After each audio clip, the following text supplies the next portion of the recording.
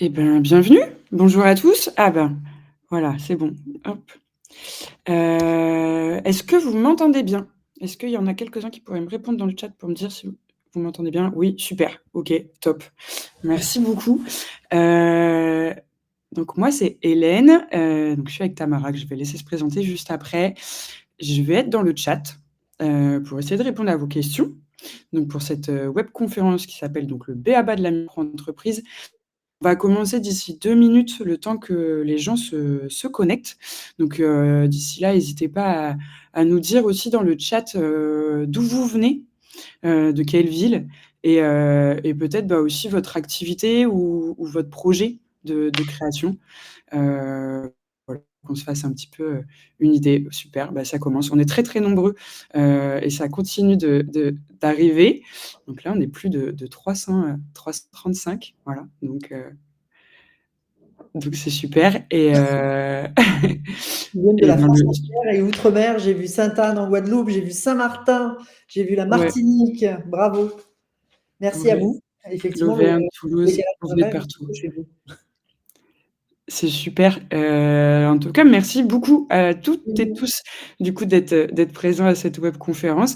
Alors, juste avant de donner la parole, à Tamara, comme je vous ai dit, on est très, très nombreux, donc moi, je vais essayer de répondre au maximum à vos questions dans le chat, mais je pourrais pas forcément rentrer dans les détails si vous avez des questions très spécifiques par rapport à votre situation ou votre activité, donc je m'en excuse, mais on va essayer de faire au mieux. Mais voilà, je préférais vous prévenir, ça va être un peu compliqué vu le nombre qu'on est, de rentrer dans le détail pour chacun. Donc j'espère qu'on pourra en tout cas vous apporter, un certain nombre de réponses déjà, aujourd'hui à travers cette webconf et heu et bienvenue à l'ADI et je te laisse la parole Tamara. Donc bonjour, je me présente, Tamara Guistinati et je suis à l'ADI, j'interviens, je suis basée à Montpellier. Donc l'objectif aujourd'hui, c'est d'avoir un premier niveau d'information sur la micro-entreprise. Donc effectivement, on ne va pas rentrer dans le détail de chacune des situations spécifiques, mais vous avez un premier niveau d'information sur ce qui est rigoureusement indispensable de connaître sur la micro-entreprise avant de s'immatriculer ou quand on s'est déjà tout juste immatriculé. Et alors merci parce que je vois que vous venez de la France entière, tous horizons, hexagonal ou outre-mer. J'ai vu la Réunion, j'ai vu tout, c'est parfait.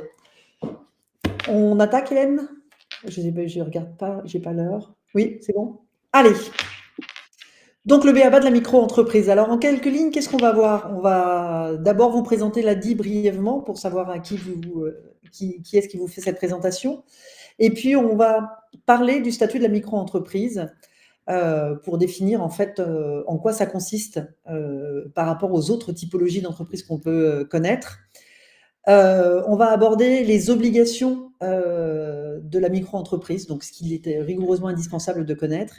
Quels sont vos interlocuteurs pour quel type de questions et comment est organisée la protection sociale du micro-entrepreneur.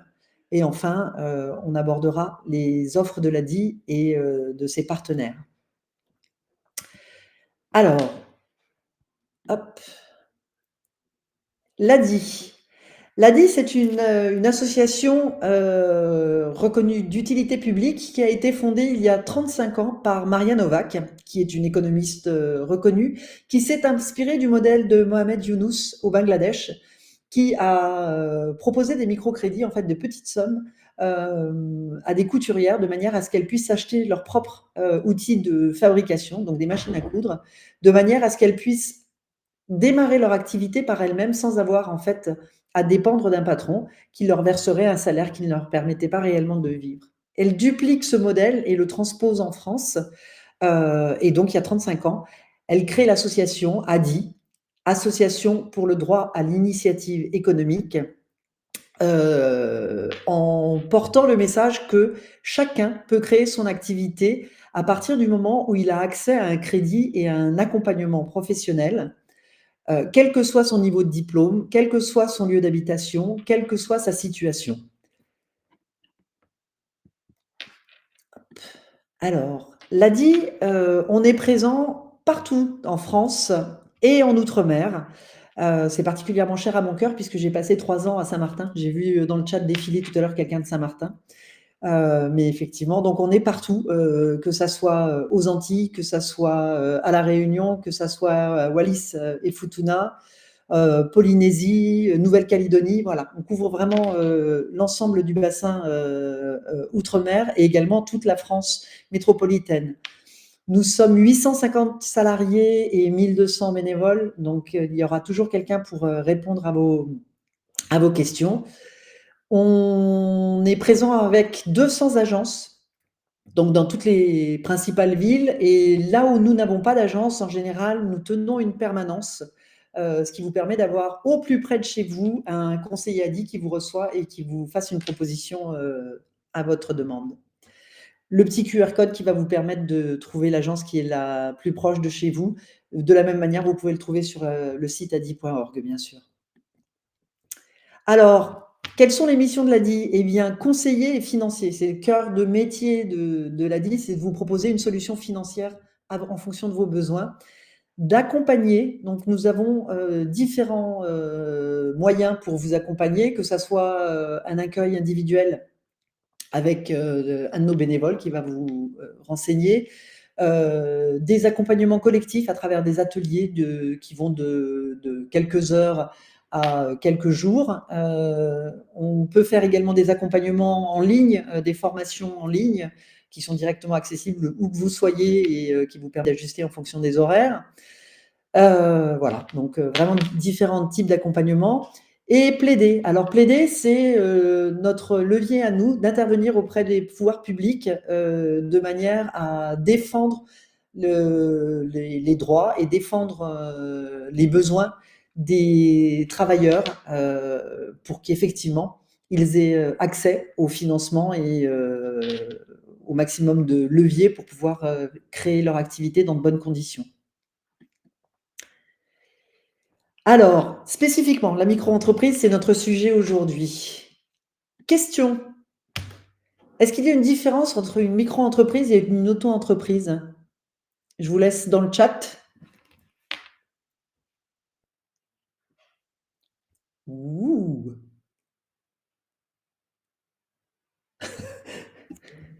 Bon, bah ça va. Enfin, globalement, allez. La bonne réponse, c'est non, il n'y a pas de différence. C'est la même chose. En fait, en 2016, le nom de micro-entreprise et d'auto-entreprise ont été fusionnés et il s'agit de la même chose. Effectivement, auparavant, il y avait 2 statuts différents avec quelques petites différences.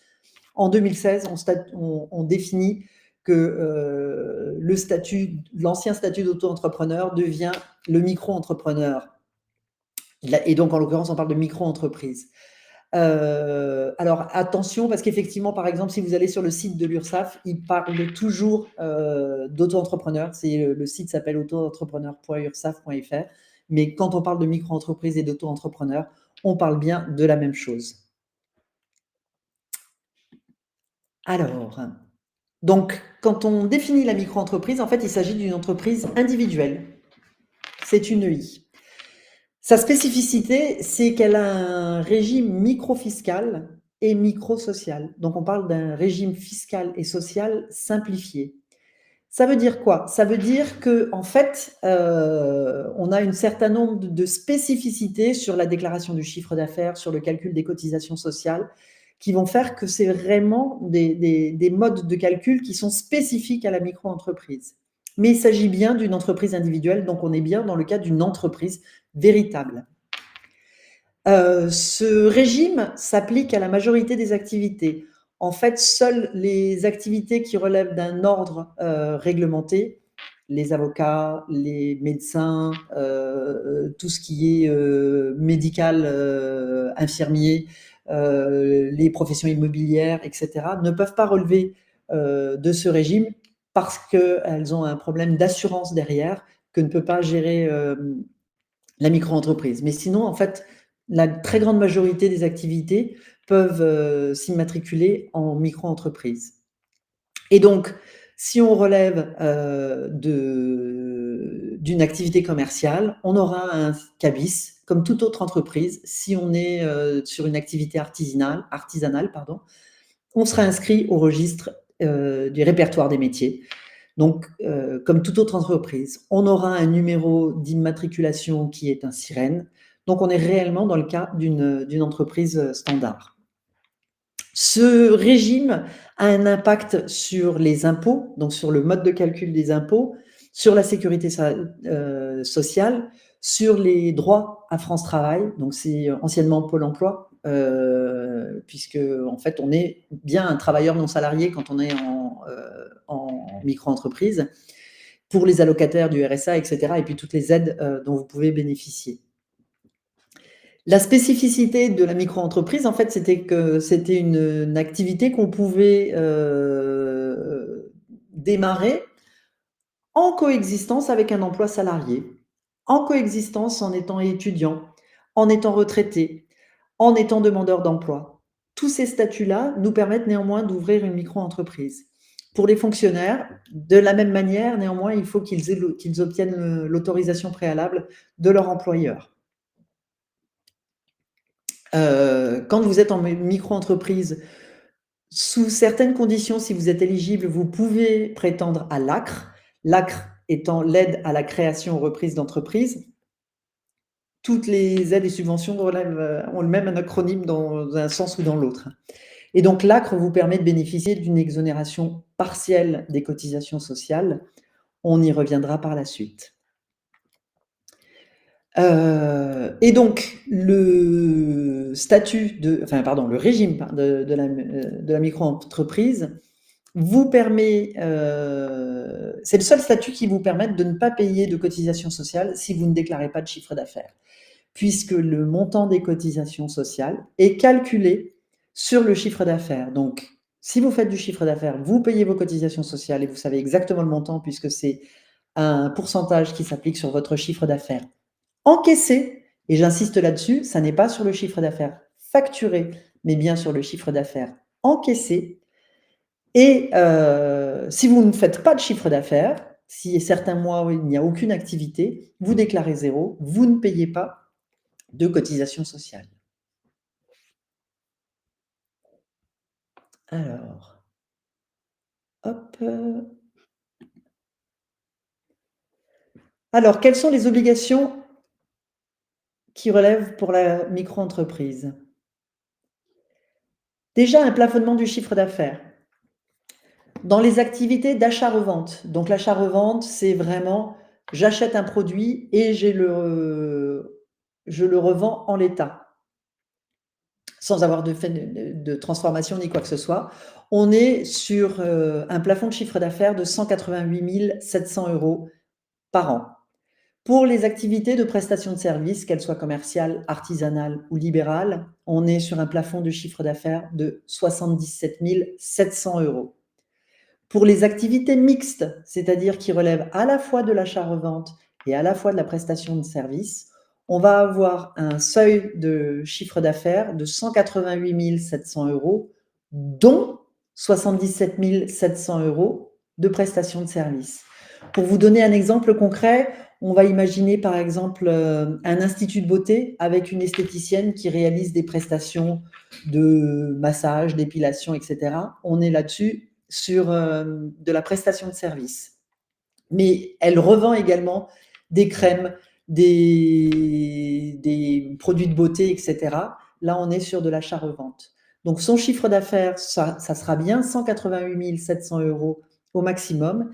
Mais dans ce chiffre d'affaires, elle fera au maximum 77 700 € de prestations. OK ? Si elle réalise moins de chiffre d'affaires en prestations, elle pourra faire plus que les 111 000 € d'achat-revente. On est bien sur des vases communicants, mais en respectant les deux plafonds.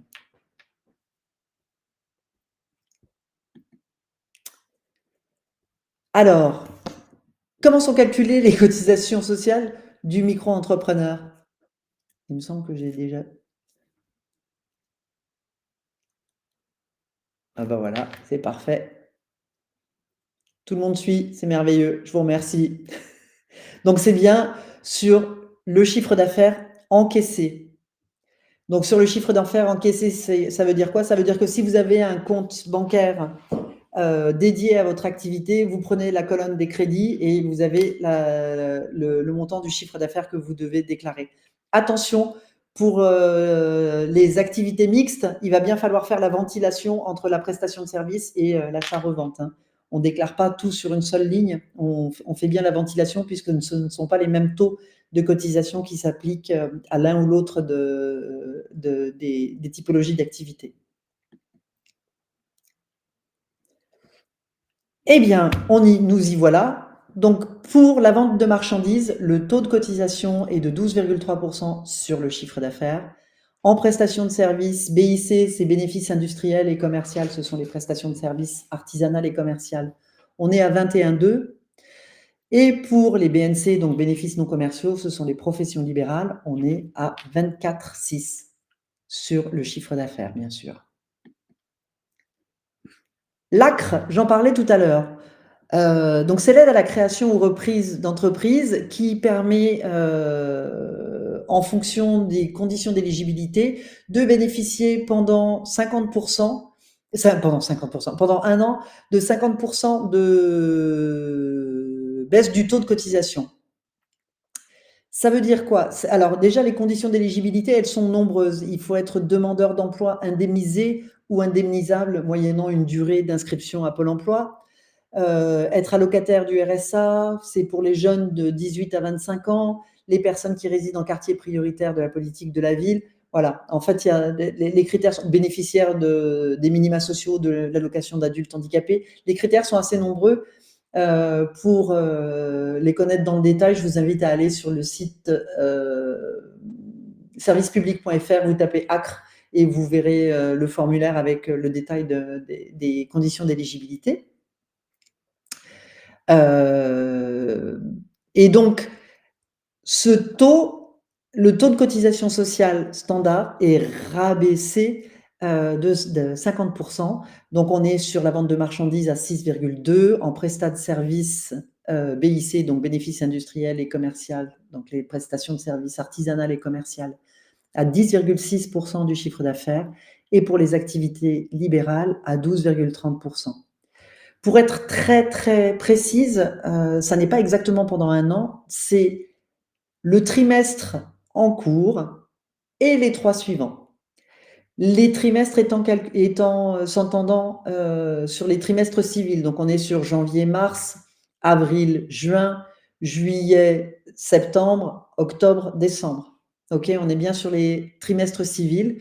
Donc, la petite astuce, c'est que si vous vous immatriculez le 1er avril, tout va bien, vous allez bénéficier pendant la totalité du trimestre, puisque le trimestre va de avril à juin, plus les 3 suivants. Donc, vous aurez une année complète. Vous aurez bien les 12 mois de bénéfice de l'ACRE. En revanche, si vous vous immatriculez au 15 juin, le trimestre en cours, eh bien, c'est du 15 au 30 juin. Et les 3 trimestres suivants, donc les 9 mois qui suivent. Donc là, vous ne bénéficierez que de 9 mois et 15 jours d'allègement des cotisations sociales. Donc, soyez attentifs à cela. Dans la mesure du possible, s'il n'y a pas d'urgence absolument à facturer, pensez bien à faire votre immatriculation proche du début d'un trimestre civil de manière à maximiser votre abaissement de cotisation de charges sociales. Cette demande, elle se ferait auprès de l'URSSAF en remplissant un document CERFA classique, et ça se fait au moment de l'immatriculation ou au maximum dans les 45 jours qui suivent votre immatriculation. Je vous invite sincèrement à le faire dès votre immatriculation, comme ça tout est réglé, puisqu'en plus, en tout état de cause, si vous faites votre demande dans le délai qui est imparti par la suite, le bénéfice de l'ACRE sera calculé néanmoins à la date de la création d'activité. Donc, vous perdrez en fait ce délai que vous n'avez pas utilisé dès le départ. Hop. Alors, comment sont calculés les impôts? Juste une petite précision. Les cotisations sociales, on est bien d'accord, en fait, ça finance l'individu, ça vous finance vous, ça finance la retraite, la maladie, la prévoyance, la formation. Les impôts, ça finance le collectif, ça finance les écoles, les hôpitaux, les routes, OK? On est sur 2 financements radicalement différents. Donc c'est juste pour bien faire le distinguo entre une cotisation sociale et un impôt. Alors, l'impôt sur le revenu, eh bien, de manière classique, vous faites votre déclaration vers le mois d'avril et l'auto-entrepreneur va faire, micro-entreprise, va faire sa déclaration de manière standard dans la même déclaration que la déclaration sur le revenu classique. Il va juste falloir cocher, puisque maintenant il faut le faire en ligne, sur le formulaire spécifique pour les micro-entrepreneurs. Il s'agit de la déclaration, le formulaire 2042C. Et donc, vous allez intégrer vos revenus, vous allez intégrer votre chiffre d'affaires en brut, votre chiffre d'affaires abattu, donc ça on le verra ensuite, après l'abattement, et du coup, ça sera réintégré au revenu du foyer fiscal.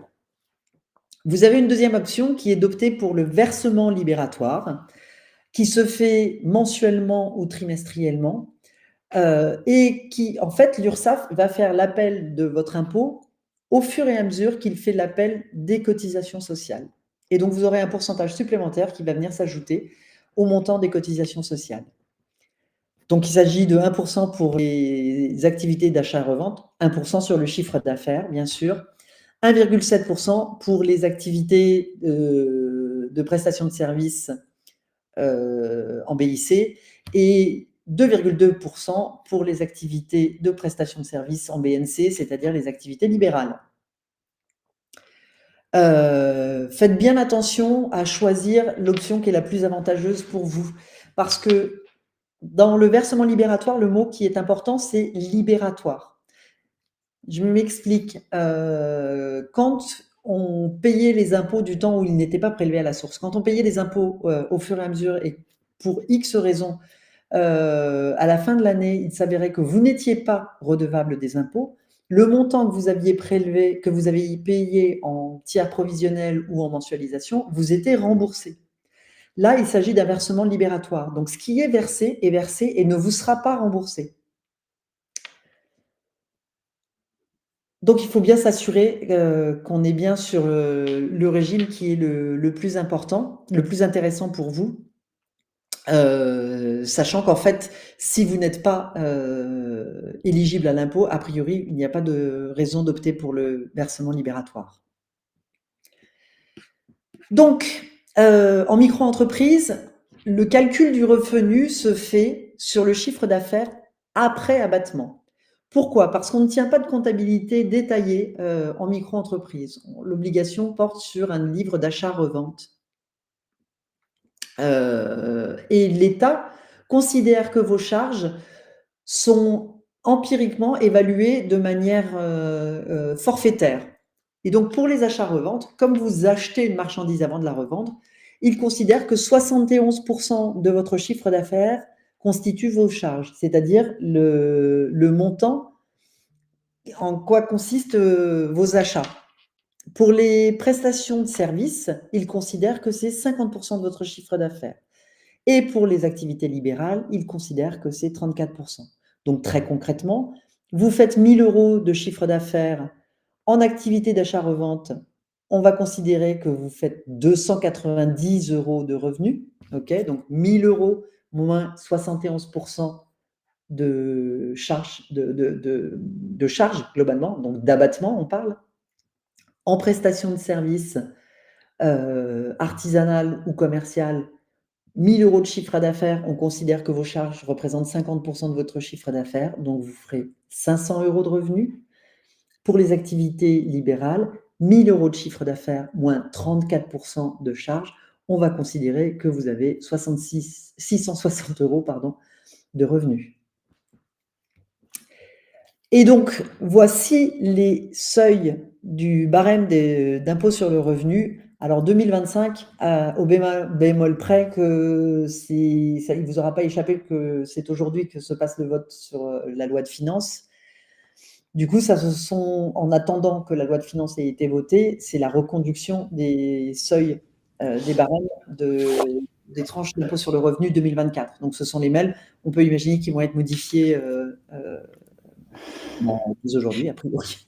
Oui, il y a eu beaucoup d'interrogations dans ce sujet dans le chat. Et alors, du coup, j'en profite pour m'excuser de ne pas pouvoir répondre à toutes vos questions. Il y en a vraiment, vraiment beaucoup. Mais il y a beaucoup d'interrogations, effectivement, sur le vote de la loi de de la loi de finances. Ouais.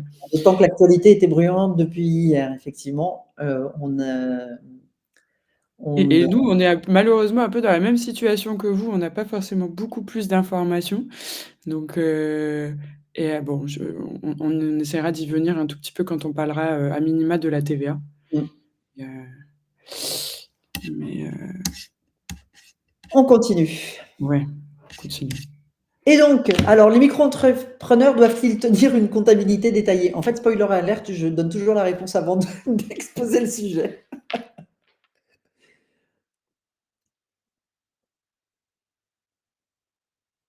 Bon, bah, une très grande majorité de bonnes réponses, je vois. Alors effectivement, non, il s'agit d'une comptabilité allégée. C'est-à-dire qu'on n'a pas besoin en micro-entreprise de réaliser un bilan. On n'a pas besoin de faire appel à un expert comptable. Ce qu'il suffit, c'est de tenir un livre, un cahier des recettes et dépenses, qui doit être tenu de manière chronologique quand il s'agit d'activités d'achat-revente. Moi, le conseil que je donne toujours aux micro-entrepreneurs qu'on accompagne, comme a priori ce statut n'est pas adapté pour quelqu'un qui a de très nombreuses factures à réaliser, je leur dis d'acheter des trieurs avec 12 onglets et de ranger au fur et à mesure, et de temps en temps de se mettre en colère et puis de passer 1 heure ou 2 heures à faire la saisie de ces factures d'achat et ces factures de vente de manière à tenir la comptabilité. Vous avez sur Internet, et elle a dit, on le propose également, des fichiers Excel qui vous permettent de tenir ça de manière assez facile. Vous pouvez acheter les livres d'achat-revente dans le commerce. Enfin, voilà, il y a multiples solutions qui sont faciles. Alors oui, je vois comme au siècle dernier, effectivement, Pascal, il y a moyen de le tenir de manière manuscrite. C'est pour l'instant, les obligations numériques concernant la facturation ne s'appliquent pas aux micro-entrepreneurs, mais je vous le concède, ça devrait prochainement changer, je pense. Tamara, excuse-moi de te déranger, non, de t'interrompre. Je suis là pour ça. Il y a eu pas mal de questions sur est-ce que tu pourrais expliquer la différence entre le chiffre d'affaires encaissé et le chiffre d'affaires facturé? Ok. Alors, je suis entrepreneur en bâtiment. Je construis une maison. Mon devis est allez, non, je ne construis pas une maison pour 45 000 euros. Bon, peu importe, en fait. Je vais facturer en plusieurs fois. J'émets une première facture de 5 000 euros. Le client me paye 3 000 euros ce mois de février et me dit qu'il va me payer les 2 000 euros restants le mois prochain. Si je déclare mes cotisations sociales par mois, mensuellement, je vais déclarer ce mois-ci 3 000 euros, même si la facture que j'ai émise mentionne 5 000 euros. OK? C'est vraiment l'argent que j'ai encaissé, c'est-à-dire qu'on m'a payé, qui est visible sur mon compte bancaire. La facturation, c'est en fait le montant de la facture. C'est particulièrement vrai, par exemple, si vous facturez en fin de mois. On peut émettre une facture le 26 janvier et n'être réglé que le 10 février. Donc, le chiffre d'affaires, il sera déclaré, non pas sur janvier, même si on a émis la facture au mois de janvier, mais bien sur le mois de février, parce qu'on aura encaissé l'argent au mois de février. C'est pour ça que je vous dis que si vous avez un compte dédié à votre activité, le relevé de compte, la colonne crédit du relevé de compte va vous permettre de le faire vraiment aisément. Donc, c'est extrêmement important. Pourquoi cette différence? Parce que quand on est dans une société et où on va tenir une comptabilité, en fait, on a moyen de provisionner le chiffre d'affaires qu'on a facturé, mais qui n'a pas été encaissé. Ça n'est pas le cas en micro-entreprise puisqu'on ne tient pas une comptabilité détaillée. Donc, on ne déclare réellement à l'URSSAF que le chiffre d'affaires encaissé et non pas le chiffre d'affaires facturé.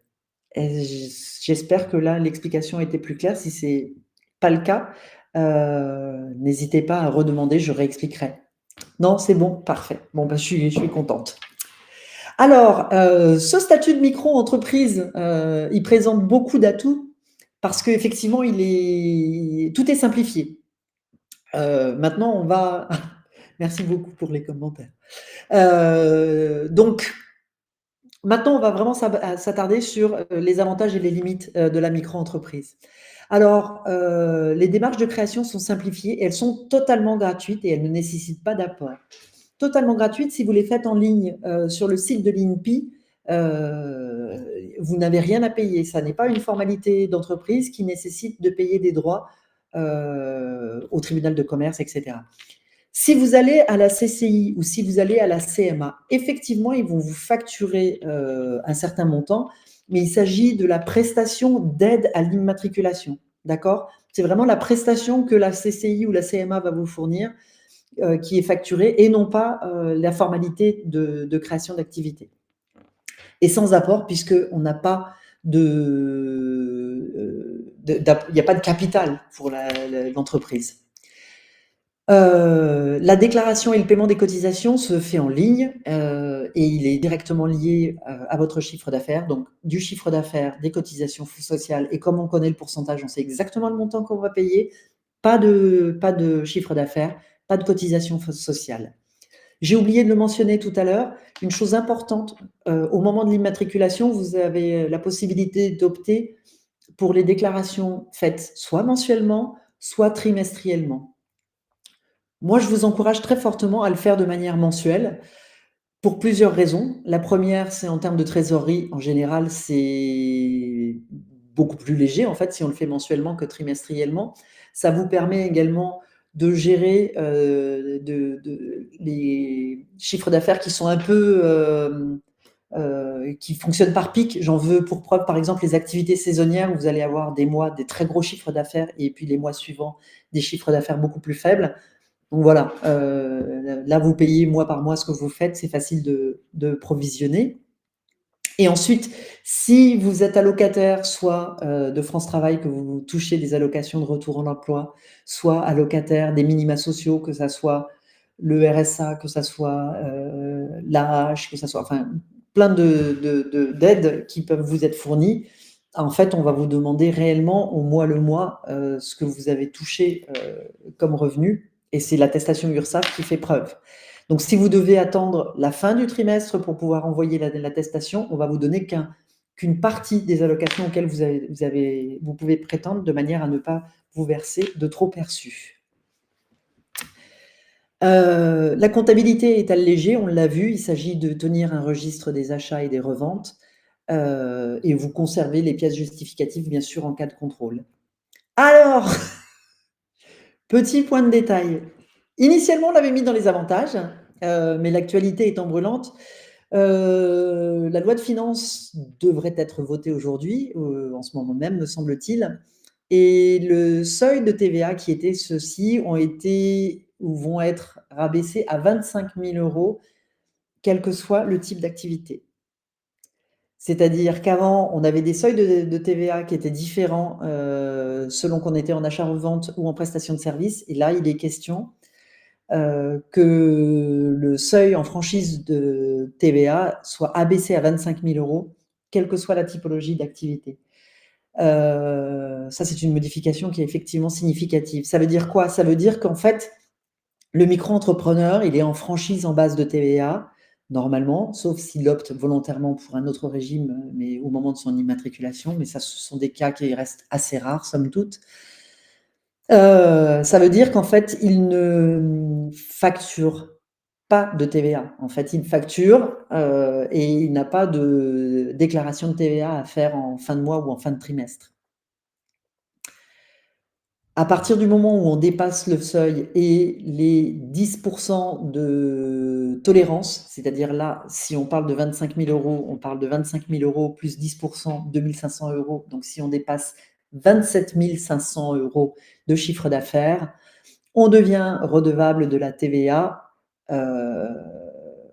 Donc à voir les modalités, si c'est l'année suivante ou dès le... Oui, je vois un signe d'horreur. Ouais, dès le mois du dépassement, il semblerait. Donc En tout cas, quand nous, on aura plus d'infos parce qu'encore une fois, on est vraiment au même niveau d'information que vous, hein. On n'a pas des personnes infiltrées sur ce qui va se passer.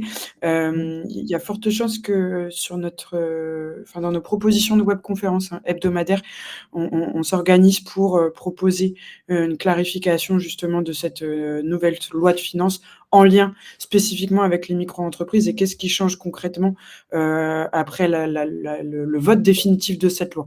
Voilà, donc aujourd'hui, on n'a pas beaucoup de réponses à vous apporter malheureusement concernant cette information, mais dans les semaines à venir, quand, ce sera un peu plus clair et expliqué par le gouvernement, on s'organisera pour faire le nécessaire et vous apporter des réponses plus claires. alors, autant facturer de la TVA aux clients si le nouveau seuil est accepté, mais de toute manière, en fait, un micro-entrepreneur, il fait ses achats en TTC puisque à la base, il ne récupère pas la TVA. Donc, du coup, moi, j'ai toujours encouragé les entrepreneurs à calculer leurs ventes en intégrant une TVA puisque c'est difficile à partir du moment où on dépasse le seuil, enfin le plafond, de dire ah bah j'augmente mes prix de 20% parce que vous comprenez maintenant je suis obligé d'appliquer la TVA. C'est difficile à expliquer à un client quand d'un mois sur l'autre on va changer ses tarifs de 20%, c'est pas négligeable quand même. Donc effectivement il faudra intégrer la TVA. La grosse différence c'est qu'il va falloir la mentionner en fait, il va falloir mentionner une ligne TVA sur vos factures de manière à pouvoir faire la déclaration de TVA en fin de mois ou de trimestre. Donc pour continuer, le mode de calcul des cotisations est simplifié puisque c'est voilà, le chiffre d'affaires facturé, encaissé, pardon, du coup j'en dis des bêtises, et on applique le pourcentage qui s'applique à notre activité, à notre typologie d'activité. Et encore une fois, je vous le rappelle, dans le cas des activités mixtes, achat-revente et prestations de services, on pense bien à ventiler puisque les taux, les pourcentages ne sont pas les mêmes. Et du coup, on sait dès le départ combien on va payer de cotisations sociales puisque c'est facile à calculer au fur et à mesure qu'on encaisse du chiffre d'affaires, on sait que c'est tel pourcentage. Et donc la responsabilité est limitée aux biens utiles à l'activité. En fait, c'est une nuance que la loi est venue ajouter de manière à protéger les entrepreneurs de manière générale. S'agissant d'une entreprise en nom propre, auparavant, les entrepreneurs étaient, il y avait confusion, on dit ça comme ça, confusion entre le patrimoine personnel et le patrimoine de l'entreprise. Ce qui veut dire que quand l'entrepreneur constituait des dettes, on pouvait le poursuivre pour rembourser ses dettes, y compris sur son patrimoine personnel, donc y compris sur sa résidence principale. La résidence principale est maintenant désormais réputée insaisissable. Ce qui veut dire que quand bien même vous auriez constitué des dettes, on ne peut pas vendre votre résidence principale pour vous demander de rembourser les dettes que vous avez constituées.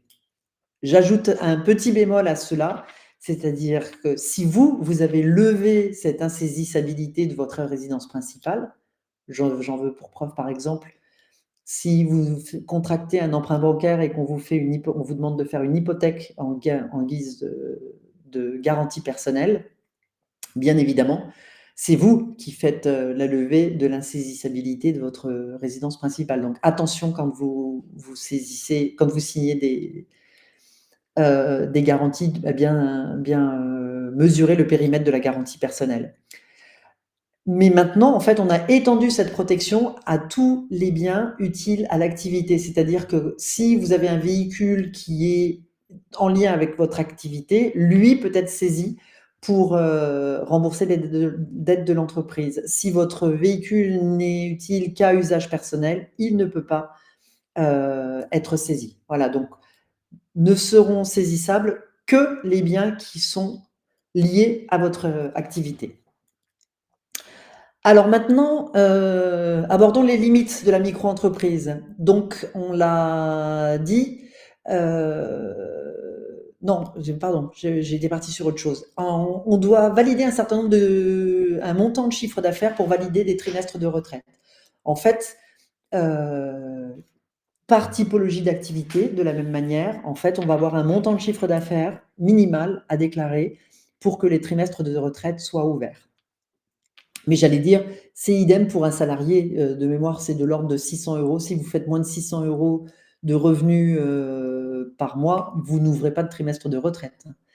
Donc voilà, et pour mémoire, quel que soit le montant de chiffre d'affaires que vous déclarez, au maximum, vous n'ouvrez que 4 trimestres de retraite. Ce régime n'est pas adapté à toutes les activités. Clairement, quand on a des charges fixes qui sont importantes, je ne vais citer qu'un exemple, quand on a un loyer pour un local, moi je dis qu'il faut s'interroger sur la viabilité du statut du micro-entrepreneur. Parce que comme les charges sont calculées de manière forfaitaire, 71%, 50%, 34%, on l'a vu tout à l'heure, si le montant de vos charges dépasse ce pourcentage-là de manière régulière, si ça le dépasse ponctuellement parce que vous avez fait un investissement important, c'est encore autre chose. Mais si de manière récurrente, chaque mois, vous dépassez ce pourcentage, en fait, ça n'est pas rentable pour vous parce que ça veut dire que l'État va considérer que vous avez un revenu supérieur à ce que vous avez réellement. Donc voilà, il faut bien faire l'estimation du montant de ces charges mensuelles pour s'assurer que ce régime-là est celui qui est le plus adapté à votre situation. Et donc, c'est un régime qui est peu adapté pour exactement les mêmes raisons à une activité qui nécessiterait d'embaucher des salariés. Donc, contrairement à ce que j'entends fréquemment, il n'y a pas d'interdiction à avoir des salariés quand on est micro-entrepreneur. Pour autant, comme le salaire du salarié que vous allez embaucher est une charge, ça va avoir un impact sur ce fameux abattement forfaitaire. Donc ça n'est pas approprié, ça n'est pas interdit, mais ça n'est pas approprié. Encore une fois, il faut faire le calcul.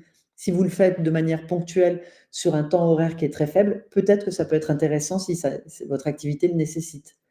Encore une fois, il faut faire le calcul. Et donc, pas de possibilité de récupérer la TVA sur les investissements. Ça sera peut-être plus vrai ce soir. On ne sait pas, on verra en fait, puisque quand on est en société, effectivement, on peut récupérer la TVA sur le matériel neuf qui a été acheté. Voilà. Ça n'est pas le cas en micro-entreprise, mais peut-être que ça va changer. Et pas de cotisation au chômage, ça oui, bien évidemment, puisqu'on est un travailleur non salarié. Donc on ne cotise pas à France Travail et donc on n'a pas le droit aux allocations de retour à l'emploi. Il y a une chose que j'ai oublié de dire tout à l'heure, j'y pense là, quand j'ai parlé des plafonds de chiffre d'affaires, j'ai oublié de vous dire que ces plafonds de chiffre d'affaires s'entendaient sur une année pleine, ça je l'ai dit, mais ce qui veut dire que si vous vous immatriculez en cours d'année, il faut faire ce qu'on appelle un prorata temporis, c'est-à-dire diviser par le nombre de mois ou le nombre de jours et multiplier par le seul pour savoir quel est le montant, le plafond de chiffre d'affaires auquel vous avez le droit. Hop. Alors, quelles sont les obligations qui s'appliquent aux micro-entrepreneurs? Eh bien, puisque normalement, on est en franchise en base de TVA, vous devez l'indiquer à vos clients avec la mention TVA non applicable en vertu de l'article 293B du CGI, c'est le Code général des impôts. Vous pouvez répéter le calcul? Ouais. Tu réponds au fur et à mesure, Hélène? Ouais, c'est un prorata temporis. Enfin, sinon, vous pouvez le faire directement sur un site BPI France. Et il y a un simulateur pour le faire, mais sinon, vous divisez par le nombre de mois. Ou si vous êtes immatriculé en avril, vous divisez par 12 et vous multipliez par 8. Donc, la comptabilité allégée, donc il faut tenir un cahier des recettes et des dépenses, donc un fichier recettes, un fichier dépenses. Et sur les activités d'achat-revente, on doit tenir dans l'ordre chronologique le détail des achats, de manière à pouvoir justifier des achats en cas de contrôle. La facturation, quand on s'adresse en B2B, quand on s'adresse à un professionnel, on doit bien évidemment établir une facture de vente, aussi bien pour l'achat-revente que pour les prestations de services. Et pour mémoire, quand on s'adresse aux particuliers, on doit établir une facture pour tout achat supérieur à 50 €. Les déclarations de cotisation sociale doivent se faire en ligne, ça ne vous aura pas échappé, maintenant tout est dématérialisé. Donc depuis 2019, on est obligé de faire sa déclaration de chiffre d'affaires sur le site autoentrepreneur.ursaf.fr. Je vous invite à créer votre espace dès que vous recevez le papier comme quoi vous êtes affilié à la sécurité sociale. Vous allez recevoir un papier d'URSSAF, ce qui vous permet, c'est le point de départ pour pouvoir faire vos déclarations sur ce site-là. De la même manière, je vous invite également à créer immédiatement votre compte sur impôts.gouv.fr. Vous avez en haut à droite écrit un petit cartouche où il y a écrit particulier ou entreprise. À partir de votre numéro de SIRET, créez votre espace entrepreneur sur le site impôts.gouv. Vous en aurez besoin pour la déclaration de cotisation foncière des entreprises. Compte bancaire. Alors, il n'y a pas d'obligation d'ouvrir un compte bancaire dédié à son activité si vous ne dépassez pas 10 000 € de chiffre d'affaires pendant 2 années consécutives. Et attention, il n'y a pas d'obligation d'ouvrir un compte bancaire professionnel. Ok, un compte bancaire classique est tout à fait possible. Pour autant, les banquiers sont assez réticents en fait à vous ouvrir un compte bancaire standard parce qu'en fait le coût de facturation est beaucoup plus faible. Maintenant, ils ont tous relativement ouvert des comptes bancaires spécifiques pour les micro-entrepreneurs de manière avec un coût qui est beaucoup moins important qu'un compte bancaire professionnel. Et donc, en cas de vente à des particuliers, vous devez obligatoirement afficher le fait que on peut recourir à la médiation en cas de conflit sur la facturation. Un compte bancaire en ligne, ça fonctionne, oui, bien sûr. Bien au contraire, là-dessus, ils sont même pas chers du tout. Alors, qui sont vos interlocuteurs quand on est micro-entrepreneur? Alors, l'URSSAF, pour déclarer ses cotisations sociales, pour télécharger les attestations de vigilance, toutes les attestations de chiffre d'affaires, etc. Les attestations de vigilance, ce sont les attestations que l'État vous demande si vous montez sur un marché public, par exemple. La sécurité sociale des indépendants pour la protection sociale, hein, c'est pour la maladie, en fait, hein, concrètement. Les plus anciens d'entre nous se souviendront du RSI qui a été dissous parce qu'il y avait de nombreux problèmes. Maintenant, c'est bien la sécurité sociale des indépendants qui gère ça. Le service des impôts pour régler vos impôts et pour régler la cotisation foncière des entreprises. Alors, la cotisation foncière des entreprises, alors si, elle existe toujours. C'est ce qui était l'ancienne taxe professionnelle. En fait, je ne sais pas si c'était. La taxe professionnelle a été supprimée et dans la foulée, ils ont créé la cotisation foncière des entreprises. En fait, c'est un impôt qui est en fonction du local que vous utilisez, de sa valeur locative, de son emplacement, du montant du chiffre d'affaires et du taux de cotisation qu'aura définit la communauté de communes, par exemple. Et du coup, c'est un impôt qui est obligatoire, alors dont vous êtes exonéré la première année de votre exercice, première année civile et non pas année glissante. Et si vous travaillez en extérieur, il y a une case à cocher si vous êtes un vendeur ambulant ou si vous êtes que chez si vous intervenez chez des clients en extérieur. Vous avez une case à cocher pour dire que vous n'avez pas de local. Néanmoins, on va vous demander d'affecter une surface. Moi, je vous invite parce que vous allez obligatoirement avoir une partie administrative, une partie. Donc, affectez la plus petite surface possible, les quelques mètres carrés qui vous sont utiles dans votre pièce pour faire vos devis, factures, etc. La CAF, donc ça, c'est la caisse des allocations familiales pour la prime d'activité, pour l'allocation RSA, pour les aides, les APL, les allocations familiales, etc. Enfin, tout type d'aide dont vous pouvez bénéficier. France Travail. Alors, France Travail, si vous continuez de percevoir les allocations de retour à l'emploi. 2 cas de figure, vous connaissez. Le premier, c'est vous continuez à déclarer chaque mois, à vous actualiser chaque mois. Et du coup, Pôle emploi va vous demander le montant de chiffre d'affaires que vous avez réalisé pour calculer le revenu que vous percevez. et du coup, va vous verser la différence. Je schématise un peu, mais c'est ça. Entre ce qu'ils auraient dû vous verser, ce que vous avez touché, et ce qu'il ne vous a pas versé en allocation de retour à l'emploi. Il le rajoute à la fin et donc il prolonge vos droits. Ou vous pouvez bénéficier de l'ARS, l'aide aux repreneurs créateurs d'entreprise, c'est-à-dire capitaliser le reliquat de vos droits ARE, et ils vont calculer 60% de ce montant-là qu'ils vont vous verser en 2 fois. La première moitié de ces 60% au moment de la création, la deuxième moitié 6 mois plus tard sur demande et sur présentation d'un justificatif comme quoi l'entreprise existe toujours. L'INPI. L'INPI, c'est le site qui va vous permettre de réaliser la déclaration de votre entreprise, de votre micro-entreprise, donc l'immatriculation. C'est le guichet unique. Auparavant, pour s'immatriculer, on devait aller au centre de formalité des entreprises de la CCI si on relevait d'une activité commerciale, de la CMA si on relevait des métiers de l'artisanat, à l'URSSAF si on était en profession libérale, aux impôts si on était un artiste, etc. L'État a décidé de regrouper le tout à l'INPI et qui constitue donc un guichet unique. Et c'est l'INPI qui va ensuite redispatcher l'information aux chambres consulaires de laquelle vous allez relever. Et l'INPI, c'est effectivement l'Institut national de protection industrielle qui va vous permettre de protéger une marque, un logo, un processus de fabrication, etc. etc. Ça, c'était sa vocation première.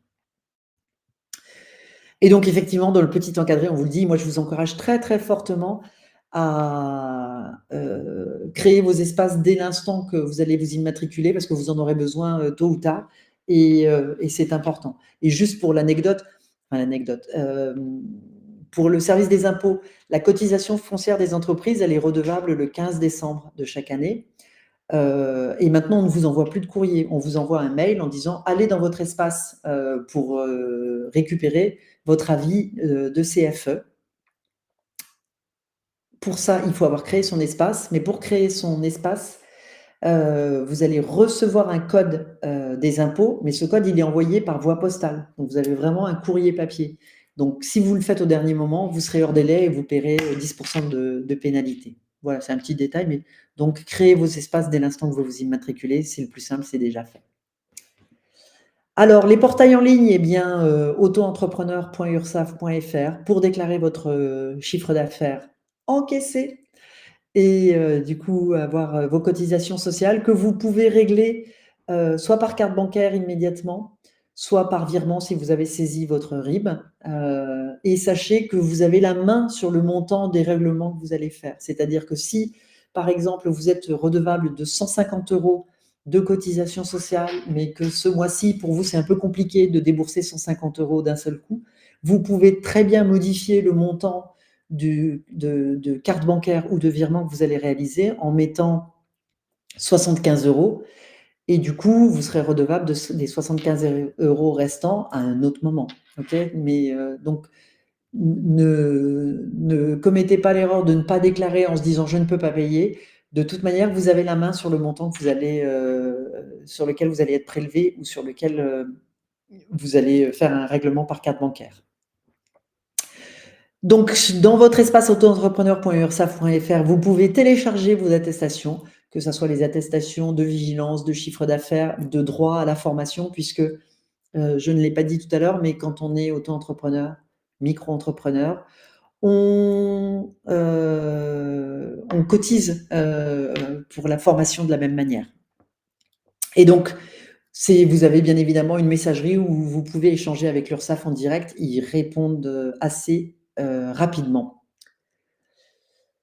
Et donc oui, effectivement, vous avez une application sur le téléphone. Hein, si vous avez une application, vous pouvez directement faire ça sur le téléphone et c'est très efficace et ça marche très très bien. Hein, il n'y a pas de difficulté particulière.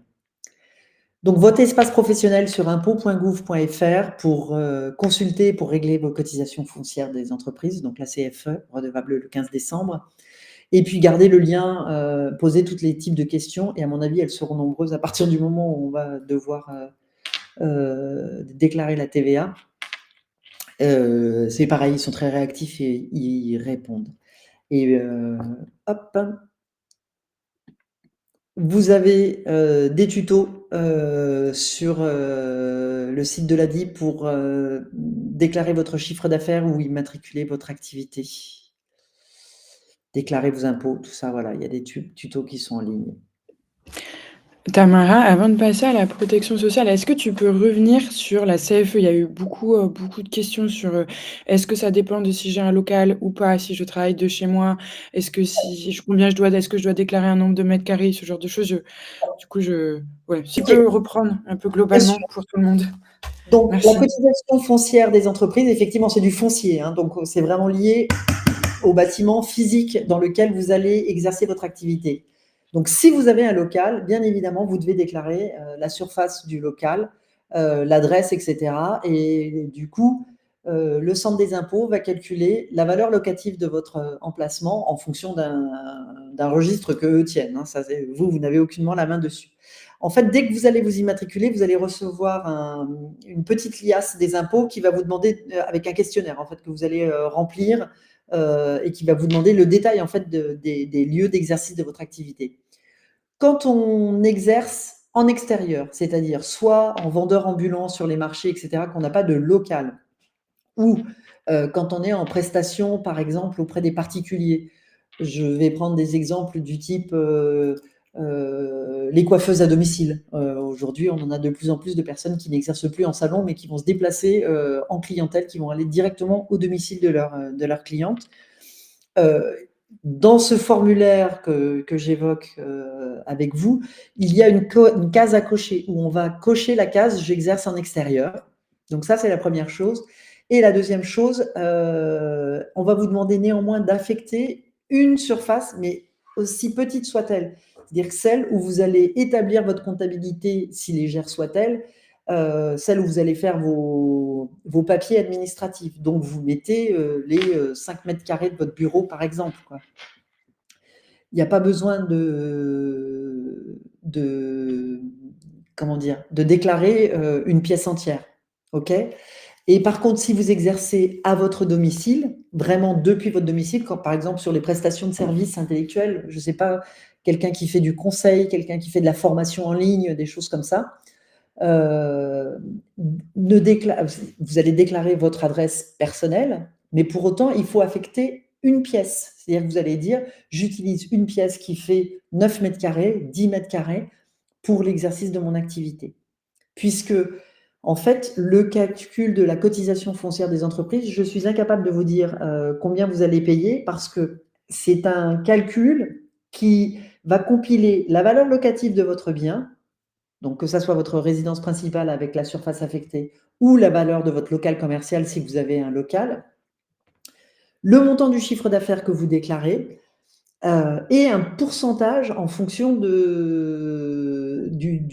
taux qui aura été décidé par la communauté de communes, par exemple, par la collectivité dont vous dépendez. Et là-dessus, en fait, ils vont vous donner un montant. Je vois qu'il y en a qui ont de l'humour. Valérie a beaucoup d'humour.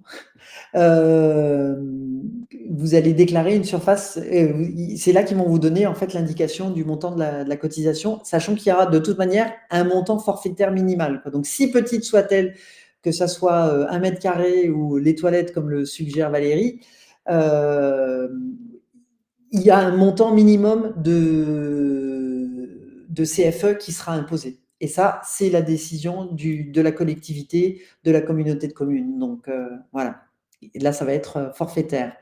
Est-il mieux une domiciliation? En fait, alors on a effectivement beaucoup d'organismes de domiciliation qui se sont installés dans les quartiers prioritaires de la politique de la ville, puisque ça permettait d'avoir une exonération de cotisation foncière des entreprises.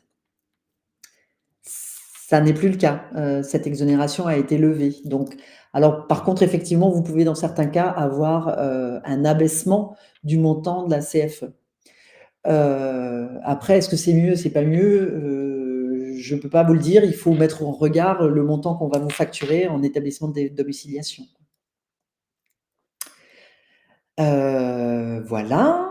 Et si le CA est de 0, est-ce que nous payons de la CFE? Non, effectivement, les cas d'exonération de CFE, alors il y en a quelques-uns dans certaines activités, mais qui ne sont pas très, très nombreux. Mais l'exonération de CFE, c'est déjà la première année civile de votre immatriculation.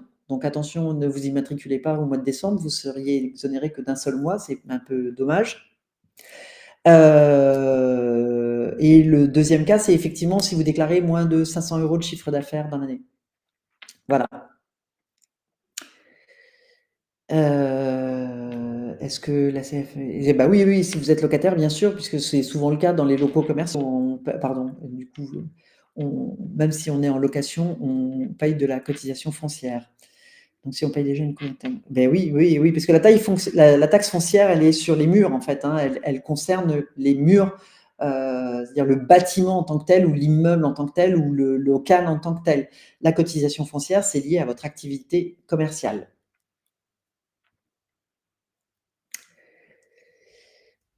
Et si vous êtes hébergé à titre gratuit, l'entreprise, oui, oui, oui, parce qu'en fait, ça concerne vraiment l'endroit où est votre activité commerciale, libérale ou artisanale. Hein. Donc, quand bien même on est hébergé, accueilli, etc., ça fait partie en fait, des impôts qui sont impliqués à l'activité commerciale. On continue? Hop, donc les tutos de l'ADI. Alors, la protection sociale.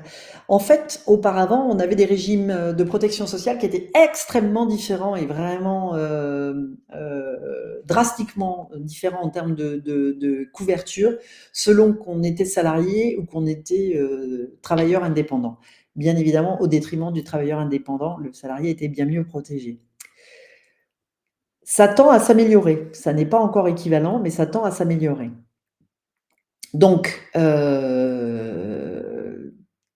première amélioration, les remboursements, les prestations maladie, maternité et allocation familiale, pardon, sont les mêmes que dans les salariés. Avec un bémol près, j'y viendrai tout à l'heure. La retraite, on l'a vu tout à l'heure, on doit déclarer un certain montant de chiffre d'affaires pour avoir le droit à ouvrir des trimestres de retraite. Et vous avez le droit à la formation professionnelle et vous avez les droits à la prévoyance, donc une couverture invalidité décès. Ces droits sont possibles parce qu'on paye des cotisations sociales. Ça implique quoi? Ça implique que si vous ne payez pas de cotisations sociales, donc si vous n'avez pas déclaré de chiffre d'affaires, vous n'avez pas le droit à ces prestations. On est d'accord?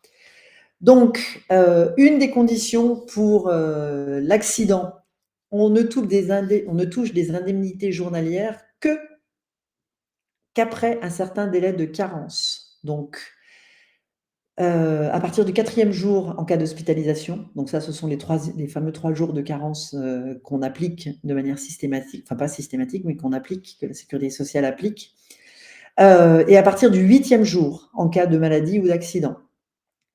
Concernant les accidents du travail, ce délai de carence de 7 jours normalement est réduit à 3 jours. Donc là, c'est un peu complexe. Concernant les indemnités journalières, en fait, pour pouvoir être versées, il faut que vous ayez cotisé pendant une année de manière continue. Ça veut dire que vous ayez payé des cotisations sociales, donc déclaré du chiffre d'affaires. Ok, vous avez vraiment cette année de carence. Ce qui veut dire que vous ne pouvez les toucher qu'à partir d'une année suivante. Et donc, au maximum, vous pouvez en bénéficier pendant 3 ans lorsqu'il s'agit d'une affection longue durée, donc les maladies chroniques.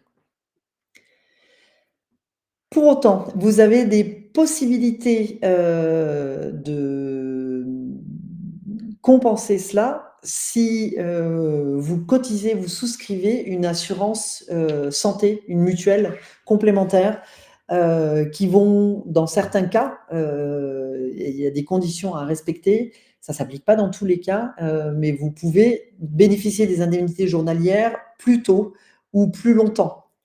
Alors, entre autres, l'ADI en propose une via un partenaire qui s'appelle Via Santé. Donc attention, il faut vraiment valider au préalable les conditions pour savoir si vous avez le droit aux indemnités journalières ou pas. Alors, l'ADI, qu'est-ce qu'on peut vous proposer? L'ADI, c'est un organisme de financement qui va proposer du microcrédit. Donc, on peut monter à 12 000 euros et on va intervenir soit au démarrage de votre activité, soit pour du développement de votre activité. La philosophie de l'ADI, c'est de prêter progressivement. C'est-à-dire que,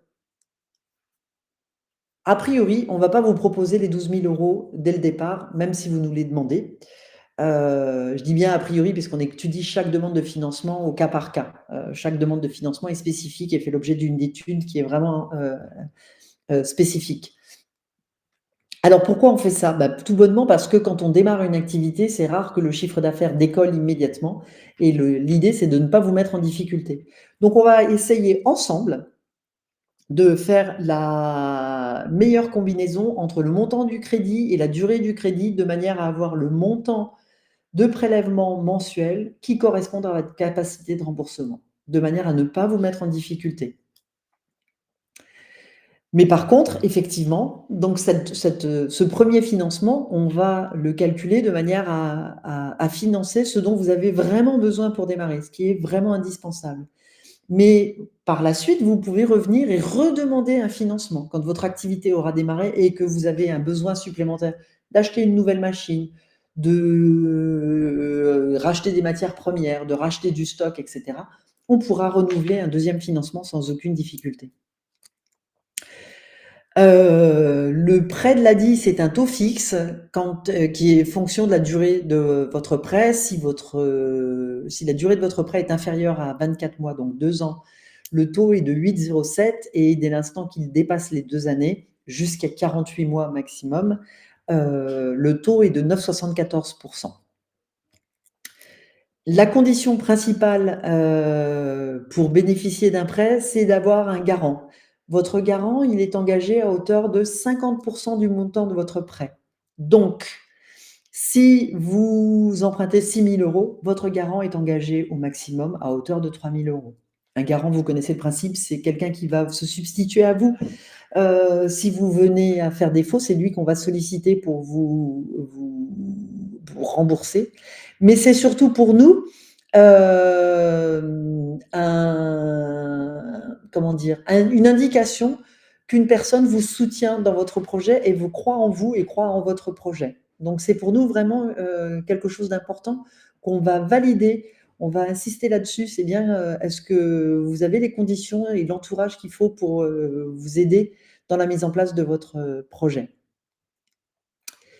Et spécificité de l'ADI, c'est que nous, on va financer alors tout type de statut, donc que ça soit la micro-entreprise, que ça soit une SARL, une URL, etc. Ça, il n'y a pas de difficulté. Mais également tout type de besoin, que ça soit du neuf ou de l'occasion, que ça soit du stock, de la trésorerie, du besoin en fonds de roulement, des besoins en investissement, c'est-à-dire des machines. Et encore une fois, j'insiste, que ça soit du neuf ou de l'occasion. Ce qui n'est pas le cas d'un organisme bancaire qui va financer que du neuf, par exemple.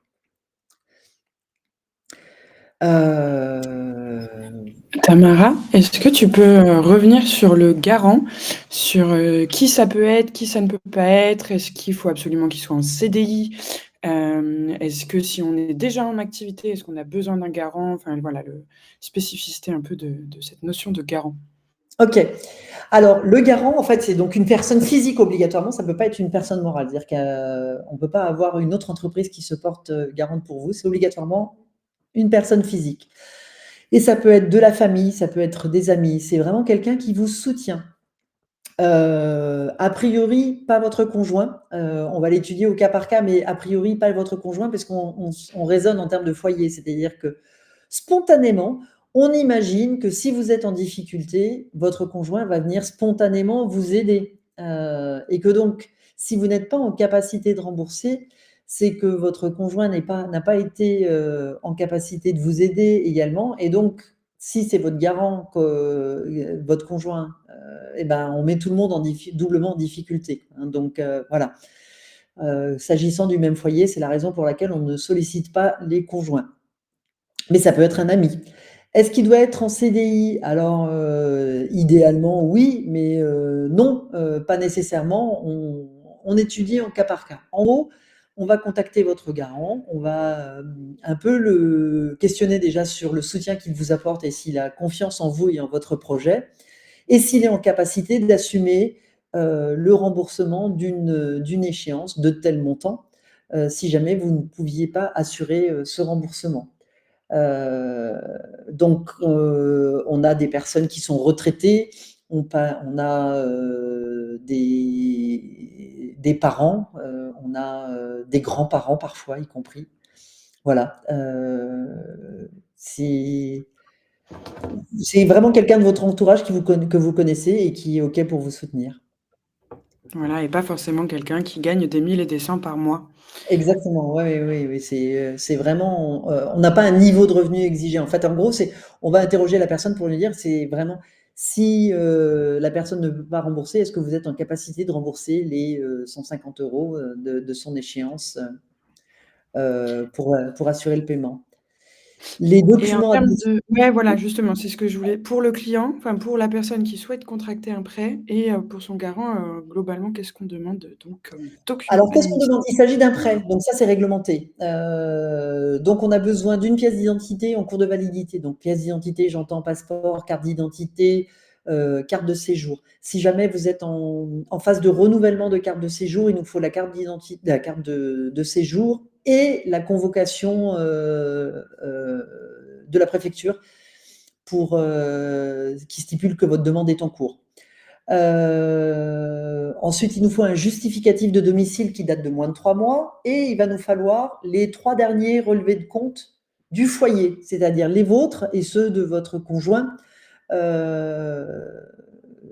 Et si vous avez déjà une activité existante, il nous faudra les relevés de compte de votre activité. Donc, j'entends par là si vous avez un compte bancaire dédié à votre activité. Pour le garant, il nous faut de la même manière donc un justificatif d'identité en cours de validité. Le dernier, bulletin de salaire, relevé de retraite, et cetera, ou feuille d'imposition si on a quelqu'un qui est en TNS, en travailleur non salarié, c'est-à-dire qui n'a pas de fiche de paye. Justificatif de domicile, donc j'ai dit carte d'identité, enfin pièce d'identité, justificatif de domicile de moins de 3 mois et un justificatif de revenu, le dernier justificatif de revenu. Ouais, c'est global. Voilà. Et après, des devis pour le demandeur, une machine, etc. Voilà. Après, effectivement, hein, ça, ce sont les documents rigoureusement indispensables. Mais ensuite, vous amenez tous les documents qui sont nécessaires à l'instruction de votre dossier, c'est-à-dire des éléments qui vont étayer votre besoin de financement et puis la viabilité de votre activité. Si votre activité existe déjà, effectivement, on risque de vous demander les déclarations URSSAF pour avoir un visu sur le chiffre d'affaires que vous avez déclaré jusqu'à présent.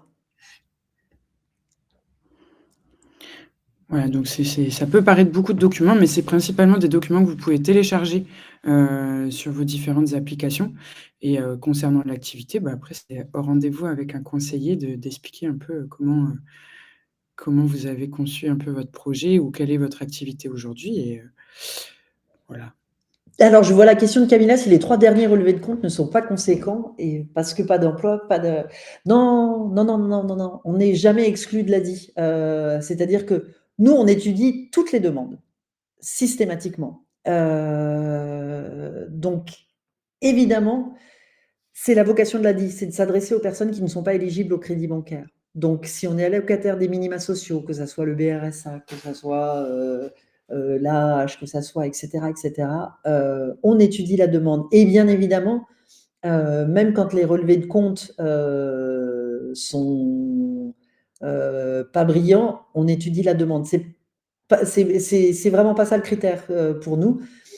Pour aller même au-delà, si j'allais vous dire, on finance y compris des personnes qui font l'objet d'un fichage Banque de France. Je ne suis pas en train de dire qu'on va systématiquement financer, mais on va par contre systématiquement étudier. Et si on vous dit non aujourd'hui, eh ben, on va peut-être vous dire non aujourd'hui. Attendez, il faut rétablir un peu votre situation parce qu'on a le sentiment que si on vous prête, on va vous mettre davantage en difficulté. OK ? Donc, en général, on va vous dire, bah, écoutez, revenez dans 3 mois, revenez dans 6 mois, étudiez plus votre projet parce que pour l'instant, il est encore un petit peu trop léger pour pouvoir se lancer sans prendre de risques. Donc, revenez nous voir quand la situation se sera améliorée.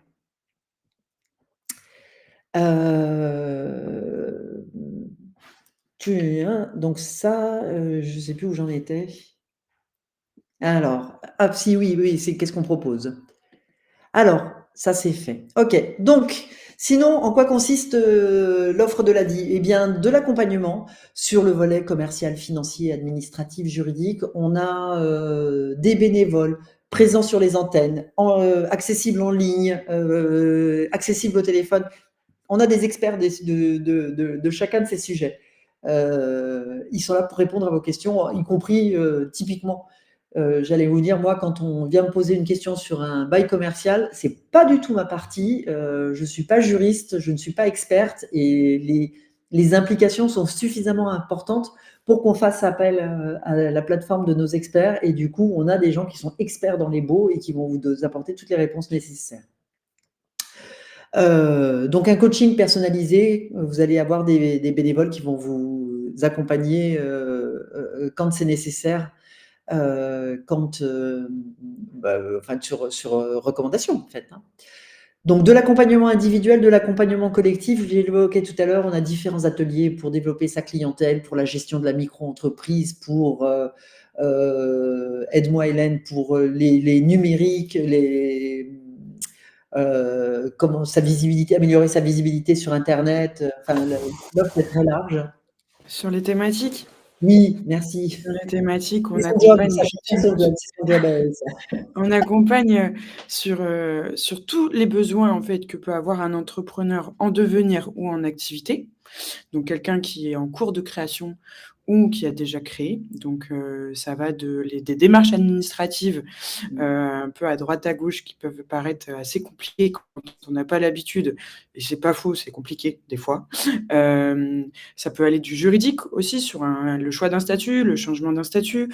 On accompagne aussi sur le développement commercial ou la stratégie aussi commerciale. Donc avant de se lancer, une fois on s'est lancé, on a pas mal d'offres aussi sur toutes les thématiques en lien avec le marketing digital, donc la présence sur les réseaux sociaux, par exemple. Là, de plus en plus, on a aussi un accompagnement en lien avec toutes les réglementations et les évolutions liées à la transition écologique. Voilà, donc à peu près tout ça. Et je vais me permettre de répondre à certains commentaires qui parlent de: est-ce qu'à l'ADI, on peut accompagner si on n'a pas besoin de prêt? Alors, elle a dit, l'accompagnement, il est gratuit pour les personnes qu'on finance ou qu'on va financer. Voilà, comme le disait Tamara aussi en introduction, hein, on est présent sur l'ensemble du territoire. On est à peu près entre 800 et 900 salariés. Ça fait beaucoup, mais on a 200 antennes, donc on est présent, sur, l'ensemble de l'Hexagone et de l'outre-mer. On a des bénévoles, mais ils sont malheureusement pas non plus en ressources illimitées. Donc on ne peut pas, malheureusement accompagner, toutes les personnes et celles qui n'ont pas besoin de prêt. On n'est pas en capacité de pouvoir, les accompagner, en ce sens. On va privilégier l'accompagnement des personnes qui ont besoin de financement. C'est notre cœur de métier, le financement et pour se lancer ou développer leur activité. Voilà, Tamara, si tu veux compléter, je t'en prie. J'espère que c'est, assez clair pour tout le monde. Voilà, et la seule chose qu'Hélène n'a pas évoquée, c'est les bons plans. C'est-à-dire qu'effectivement, quand on est client, par contre, chez Aladi, on peut bénéficier de bons plans pour les banques en ligne, pour des logiciels de facturation, pour des locations de véhicules. Enfin, il y a différents bons plans. Ils sont encore en train de travailler dessus, d'ailleurs, pour améliorer l'offre. Message. Hop. Alors les assurances, donc je l'ai dit tout à l'heure, il est important de s'assurer, y compris sur les activités où ça n'est pas obligatoire. Il y a des activités pour lesquelles c'est rigoureusement obligatoire de s'assurer, d'autres où ça n'est pas obligatoire, néanmoins c'est toujours recommandé. Donc, on a une responsabilité civile professionnelle, foires et marchés. Vous avez le montant qui est indiqué en bas, 80 € TTC par an. C'est très peu cher. Je sais sincèrement que sur ces types de couverture et de prestations, on a des tarifs qui sont extrêmement compétitifs. On a une RC Pro, donc là, dans les cas où on n'est pas en extérieur, ok, mais c'est bien la responsabilité civile à 120 €. On a la multirisque avec local commercial ou sans locaux commerciaux, et on a l'assurance auto. Voilà, là, ce sont à chaque fois des tarifs qui vont dépendre de plein de critères, donc je ne peux pas vous donner un tarif fixe. Vous allez sur le site de l'ADI, il y a un onglet « Je protège mon activité » et vous allez avoir les simulations, ou rapprochez-vous d'un conseiller pour avoir un tarif spécifique.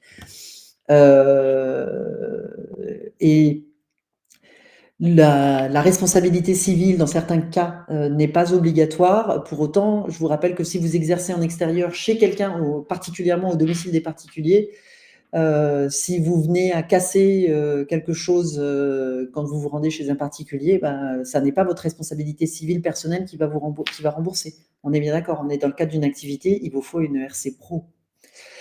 Voilà. Petit aparté, nous ne faisons pas de décennale. Donc, pour les activités du bâtiment, vous avez des assurances spécifiques. Je vais parler d'entrepreneurs de la cité qui, dans certains cas, ils ne procurent pas toutes les décennales, mais on va avoir des activités du bâtiment qui sont couvertes par les entrepreneurs du bâtiment. Excusez-moi, et qui, pour le coup, sont intéressantes. Donc, voilà les fameux bons plans dont on vous parlait, les entrepreneurs de la cité, Caremakers, Shine, Conto, voilà, sur du matériel informatique, etc., etc. Et voilà. Excusez-moi. Ouais, peut-être pour revenir sur le sujet de l'assurance. Alors l'assurance, elle n'est pas obligatoire dans la plupart du temps, les responsabilités civiles par rapport à l'activité. Par contre, dans certains contextes, elle va être exigée. C'est le cas notamment, par exemple, pour les marchés. Je pense que vous connaissez tous les exposants sur les marchés, et pour avoir une place auprès du placier, donc pour pouvoir exposer son stand, le placier va exiger une responsabilité civile parce que s'il y a un coup de vent et que le parasol, il s'envole et qu'il tombe sur quelqu'un et qu'il le blesse sans responsabilité civile, bon, c'est un peu la galère. Donc là, ça va être obligatoire. Après, je le mettais un peu avec le sourire dans le chat, mais c'est comme le casque à vélo, c'est pas obligatoire, mais c'est fortement recommandé. Et comme le disait Tamara, en fait, si vous travaillez, que vous n'avez pas de responsabilité civile, que ce soit en local ou sans local, dans un local, quelqu'un qui va glisser dans votre local parce que, je sais pas, il y a une flaque d'eau qui se blesse, c'est l'assurance qui est censée prendre le relais. Donc si vous n'avez pas cette assurance-là, vous allez devoir raquer, quoi.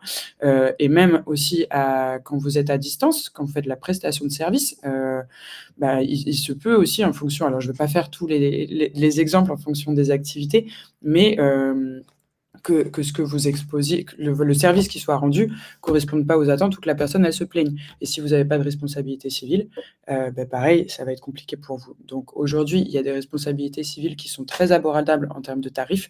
Donc voilà, passez pas à côté. C'est toujours quand on n'a pas besoin, quand on pense qu'on n'en a pas besoin, qu'en fait on en a besoin.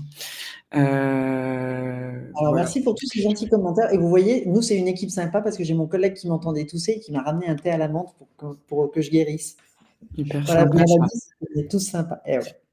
Eh ouais. Voilà, du coup, pour conclure, donc il y a eu pas mal de fois et oui, Joël, je parle bien de la RC Pro parce que la décennale est obligatoire dans le cadre des activités du bâtiment. Voilà.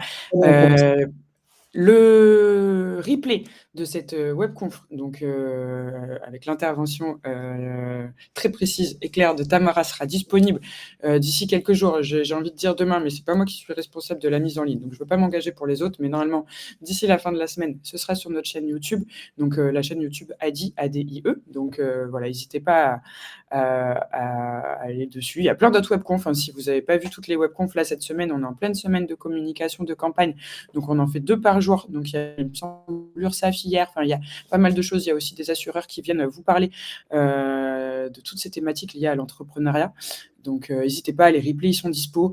Nous, on continue à faire des webconf aussi toutes les semaines. Il y en a au moins une par mois sur plein de domaines. Si vous allez sur le site de l'ADI, comme ce que vous avez fait a priori pour être là aujourd'hui, vous avez une visibilité sur l'ensemble des webconf et des événements aussi qui sont proches de chez vous. Parce que là, on est en webconf, on est à distance, mais dans toutes nos antennes et aussi lors de permanence, on a aussi des événements qui